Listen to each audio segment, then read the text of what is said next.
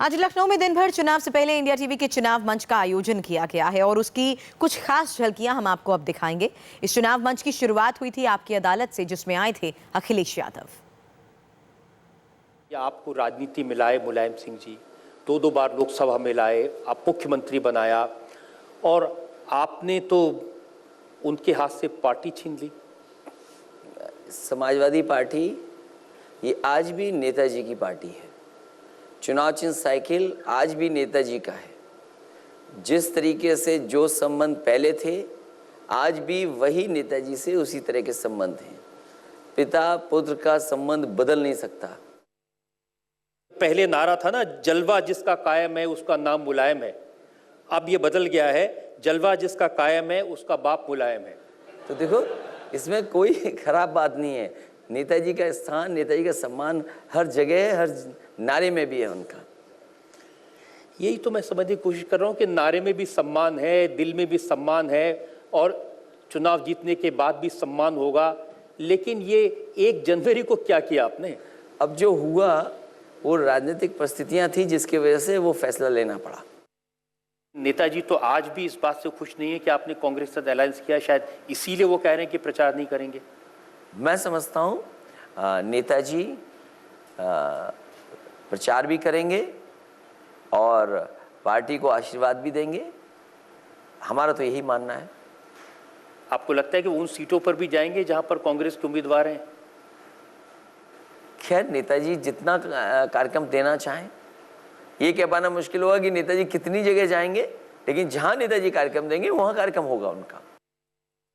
ये लोग समझना चाहते हैं कि इतना झगड़ा, इतनी तकलीफ, इतनी टेंशन ये क्यों नहीं चेहरे पर दिखाई देती?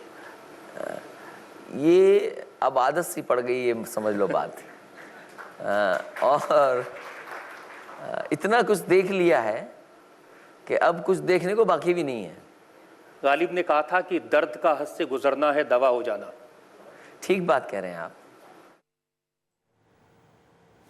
आपकी अदालत का ये पूरा स्पेशल एपिसोड आज रात 10 बजे आप देख सकते हैं इंडिया टीवी पर। बहरहाल आगे बढ़ेंगे। चुनाव मंच पर आए मेहमानों में एक और खास चेहरा थे बीजेपी के फायर ब्रांड नेता योगी आदित्यनाथ। इनसे कुछ मुद्दों पर बहस भी हुई और उसमें सबसे खास था मुसलमानों का मुद्दा। योगी आदित्यनाथ ने चुनाव मंच पर ट्रिपल तलाक का मुद्दा उठाया तो मुस्लिम महिलाओं ने उनसे कुछ तीखे सवाल पूछे। ये हिंदुस्तान पूरी दुनिया में साधु संतों, सूफियों और औलिया अल्लाह और स्वामी विवेकानंद जी के सांझी संस्कृति से पहचाना जाता है। क्या आप स्वामी विवेकानंद जी के आचरणों और आदर्शों पर अगर उतरे तो मैं समझती हूँ ज़्यादा आप लोकप्रिय होंगे। और इस देश को कोई भी समुदाय, ना तालिबानी, ना उसामा और ना ही किसी पाकिस्तान का झंडा उठाता है। ये एक साजिश के तहत नफरत फैलाई जाती है। अगर इस देश में बहादुर शाह जफर और वीर अब्दुल हमीद और अशफाक उल्लाह और भगत सिंह और सुभाष चंद्र बोस जैसे लोगों की तरह से आपके विचार हो तो हम समझते हैं कि सभी समुदाय के लोगों को देशभक्ति का सफाई नहीं देनी पड़ेगी। आप लोग सिर्फ देशभक्ति नहीं है, पूरा देशभक्त है। बात सुनिए, स्वामी विवेकानंद जी ने कहा था कि गर्व से कहो हम हिंदू हैं।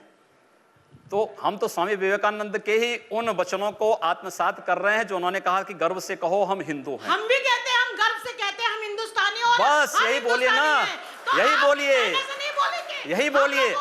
हम लोग यही इसी बात को कहते हैं कि गर्व से कहिए हम हिंदुस्तानी हैं। आपके कहने से नहीं बोलेंगे, हम लोगों की आत्मा कहती है, इसीलिए कह रहे हैं। दबाव से नहीं तो यही तो स्वामी विवेकानंद ने कहा कि गर्व से कहो हम हिंदू हैं।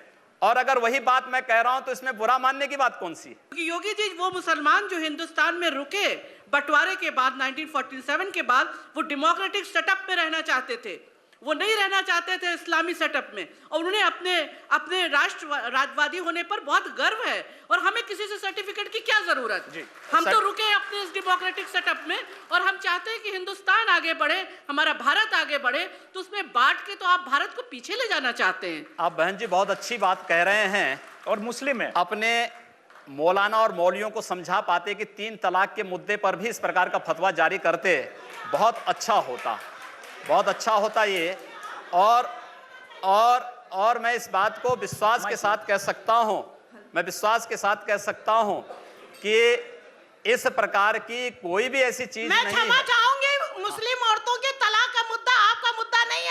मेरा हम मुद्दा लोगों नहीं, का मुद्दा ये है। देश का मुद्दा है। आप पूरे देश की महिलाओं देश की- का मुद्दा है। आप पूरे देश की महिलाओं के आरक्षण की बात करिए, उनको राज्यसभा में, विधानसभा में अरे, पहुंचे। वो मिल ही और स्वामी जाएगा। विवेकानंद जी वो ने तो कहा मिल ही था, जाएगा। मुझे दुख होता है कि लोग धर्म को व्यापार बना रखा है। जिस ये तरह व्यापार व्यापारी नहीं है। अपने लाभ और हानि के लिए लड़ता है, इसी तरह धर्माचार अपने प्रचार के लिए लाभ और हानि में लड़ते हैं। ये जो है, ये व्यापार नहीं है। मुल्ला और मौलवियों को समझाइए कि 3 तलाक के मुद्दे पर फतवा जारी करें और एक बड़ी मुस्लिम आबादी को न्याय दें। बड़ी कृपा होगी आप लोगों की। आप जैसे प्रगतिशील मुस्लिम महिलाओं की आवश्यकता है इस देश को। ट्रिपल तलाक के मुद्दे पर चुनाव मंच पर ओवैसी ने भी दिल खोलकर बात की।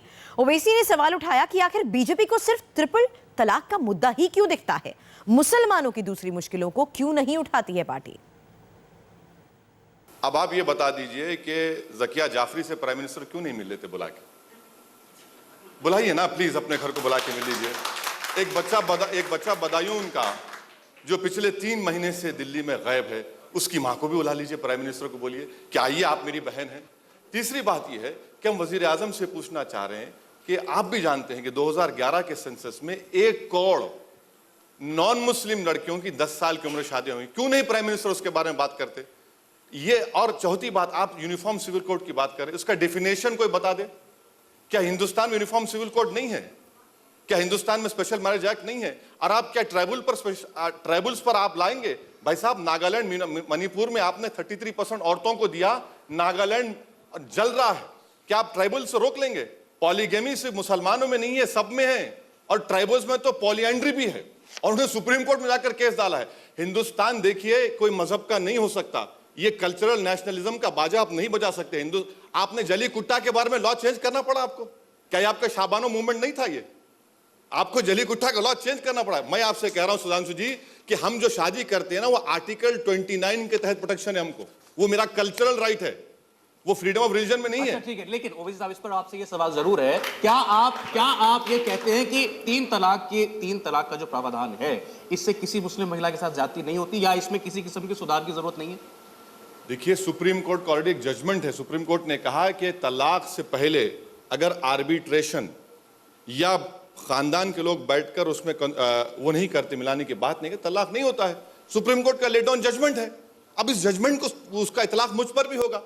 हम ये पूछना चाह रहे हैं कि हिंदुस्तान के वजीर आजम को सिर्फ ट्रिपल तलाक ही नजर आया?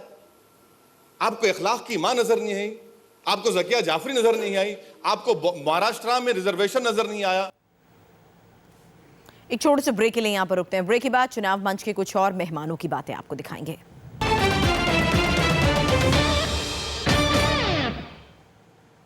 चुनाव मंच के मेहमानों में स्वामी प्रसाद मौर्य भी थे। चुनाव से ठीक पहले उन्होंने अपना पाला बदला था, बीएसपी छोड़ बीजेपी में शामिल हुए और सवाल इसी मुद्दे पर उठे। पूछा गया कि विचारों के लिए पार्टी में आए या अफसर देखकर। अमित शाह जी ने या केशव मौर्य ने फोन करके कहा कि स्वामी जी, एक टिकट आपके लिए, एक टिकट आपके बेटे के लिए। ऐसे अंजुम साहब, शर्तों पर राजनीति नहीं की जाती, और शर्तों पर मैं भारतीय जनता पार्टी में गया भी नहीं हूं। बेटे के पिछले परफॉर्मेंस को देखते हुए भारतीय जनता पार्टी ने स्वतः टिकट दिया, और यही नहीं, भारतीय जनता पार्टी ने मेरे बेटी को भी टिकट दिया था। बेटी ने स्वयं मना किया कि मैं इस बार विधानसभा चुनाव नहीं लड़ूंगी। उसके बाद वो उसे निरस्त किया गया। अच्छा, हम लोग ये समझ रहे थे कि बेटी के लिए भी आप चाहते थे, नहीं मिला। नहीं, मैं क्यों चाहूंगा? जब पार्टी स्वयं दे रही है तो मैं क्यों चाहूंगा? तो ऐसा पहली बार सुन रहे हैं कि किसी को पार्टी टिकट दे रही है और कोई न ले रहा हो। इसलिए पिता और पुत्र ने ले लिया, बेटी ने नहीं लिया। इसीलिए उसने मुझसे कहा, अच्छा, उसने मुझसे खुद कहा, पापा मैं इसलिए नहीं लड़ूंगी कि अगर मैं भी लड़ूंगी तो जितने भी मीडिया के लोग हैं, बेटी बेटा बेटी बेटा बेटी बेटा करके आपको ही केंद्र बिंदु बनाएंगे। इसलिए मैं नहीं लड़ूंगी, क्योंकि जब राजनीति में आज जिताऊ मानक है, उनका परफॉर्मेंस मानक है, और जहां तक रही बात बेटे की कह रहे हैं, तो बीएसपी में लड़कर के वो 60,000 वोट पाया था, और बेटी भी 70,000 वोट पाई थी। ये कोई ऐसे लोग नहीं थे जो वोट के लिए मोहताज थे। ऐसा तो नहीं कि पिता, पुत्र और पुत्री को टिकट इस बार बीएसपी से नहीं मिलने वाला था, इसलिए आप कोई दूसरा विंडो देख रहे थे? यही नहीं अंजुम साहब, मेरे कहने से केवल बेटी नहीं, बेटा नहीं, हमारे कहने से 20 ऐसे लोगों को जो दलितों, पिछड़ों के कहीं न कहीं अच्छे नेता हैं, जनधार हैं, जिताऊ हैं, भारतीय जनता पार्टी ने उनका महत्व देते हुए उन्हें मौका दिया है। चलिए। और इसीलिए ये आरोप केवल बहुत हल्की आरोप है, अच्छा, किसी एक मिनट। बहस को हल्का बनाने का आरोप है और कहीं न कहीं ये बायस्ड आरोप है। इसलिए मैं ऐसा कहना चाहता हूं, बिल्कुल। जो जहां पर नेतृत्व कोई फैसला लेता है उसको बेटा बेटी कह करके इसलिए नकार दिया जाए। अगर पत्रकार का बेटा पत्रकार होता है, आईएएस का बेटा आईएएस होता है, बिजनेसमैन का बेटा व्यापारी होता है, और नेता का बेटा अगर नेता हो गया तो कोई पाप कर दिया। और लोकतंत्र में ये कहीं नहीं रोका गया है कि किसी भी नेता के बेटे को चुनाव नहीं लड़ना चाहिए। नहीं, बिल्कुल लड़ना चाहिए। अगर नेता के अगर 5 बेटे हो तो 5 को तुरंत चुनाव लड़ना चाहिए, 5 बेटी हो तो 5 को तुरंत लड़ना चाहिए, और सबको टिकट ना मिले तो दूसरी पार्टी में चला जाना चाहिए। कोई राजनीति इतनी आसान नहीं है कि सब चले आएंगे। मैं तो आमंत्रित करता हूं जो इस पर उंगली उठा रहे हैं वो अपने बेटी बेटे को राजनीति में भेजें। और जिस तरीके से मुसीबत राजनीति झेलनी पड़ती है, जब 4 दिन उनके बेटे बेटी भूखे सोएंगे और गरीबों के बीच में जाएंगे तब उनको राजनीति का महत्व पता लगेगा। चलिए, एक बात तो मानना पड़ेगा मौर्य साहब कि आप बोलते बहुत अच्छा है। और चुनाव मंच पर राम मंदिर के मुद्दे पर क्या बोले योगी आदित्यनाथ, ये भी आपको दिखाएंगे इस छोटे से ब्रेक के बाद।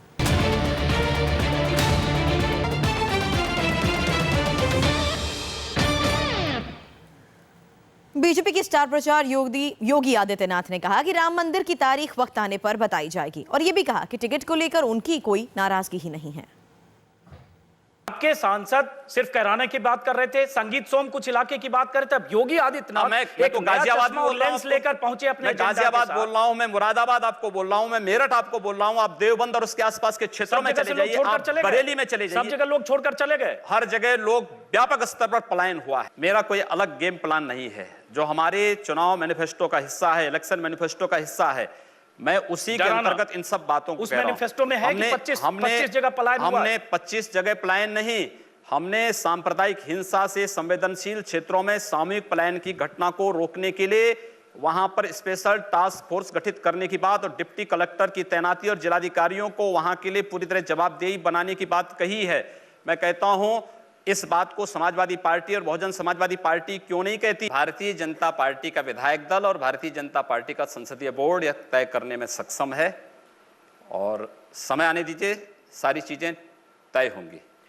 कुछ नाम बता दीजिए, जैसे आपने कहा बहुत सारे कार्यकर्ता, कुछ नाम 5-6 नाम हमारे पास राजनाथ सिंह जी हैं, हमारे पास कलराज मिश्रा जी हैं, हमारे पास जो है और भी तमाम चेहरे हैं। मौर्य का नाम नहीं बता रहे हैं, केशव मौर्य जो हमारे प्रदेश अध्यक्ष हैं, भारतीय जनता पार्टी के प्रदेश अध्यक्ष हैं, वे भी अपने अपने एक चेहरे हैं।